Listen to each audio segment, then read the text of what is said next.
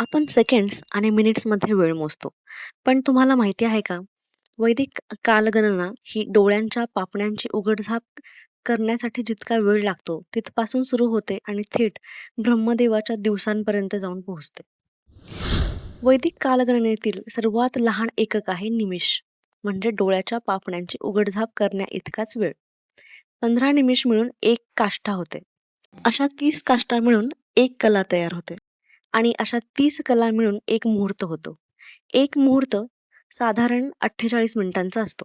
म्हणजेच आपण ज्या गुड टायमिंग बद्दल बोलतो तो हाच मुहूर्त असतो. असे 30 मुहूर्त मिळून एक पूर्ण दिवस रात्र तयार होते. हा दिवस 8 प्रहरात विभागलेला असतो. प्रत्येक प्रहर साधारण 3 तासांचा असतो. म्हणजेच आपला दिवस सुद्धा वैदिक पद्धतीने व्यवस्थित विभागलेला आहे. 30 दिवस आणि रात्र मिळून महिना तयार होतो आणि 6 महिने मिळून एक अयन तयार होते. हे अयन 2 प्रकारचे असतात. उत्तरायण, जेव्हा सूर्य उत्तर दिशेला प्रवास करतो, हा काळ म्हणजेच देवांचा दिवस मानला जातो. आणि दक्षिणायन म्हणजे सूर्य दक्षिण दिशेला प्रवास करतो, हा काळ म्हणजे देवांची रात्र मानली जाते. म्हणजेच मानवाचे 6 महिने म्हणजे देवांचा एक दिवस आणि पुढचे 6 महिने म्हणजे देवांची एक रात्र. आता जरा वेळेच्या अजून मोठ्या स्तरावर जाऊया. वैदिक कालगणनेत 4 युग सांगितले आहेत. पहिला आहे सत्ययुग, जो सर्वात मोठा असतो. त्याचा कालावधी साधारण 17,28,000 वर्षांचा आहे.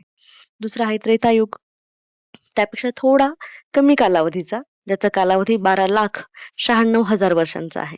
आणि द्वापार युग अजून कमी कालावधी म्हणजे साधारण 8,64,000 वर्षांचा आहे.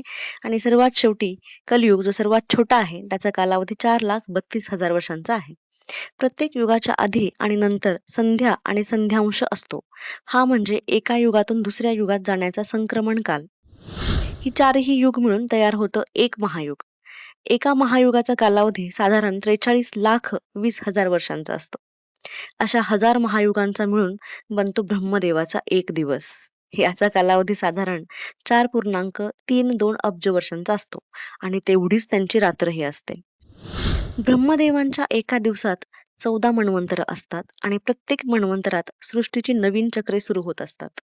यावरून आपल्याला एक गोष्ट लक्षात येते, वैदिक कालगणना ही फक्त वेळ मोजण्याची पद्धत नाही, तर ती निसर्ग, सृष्टी आणि विश्वाच्या लयीत चालणारी एक संपूर्ण व्यवस्था आहे.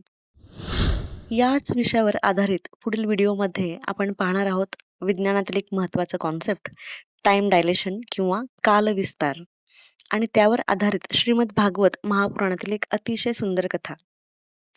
अशाच रोचक विषयांसाठी चॅनलला नक्की सबस्क्राईब करा, व्हिडिओला लाईक करा.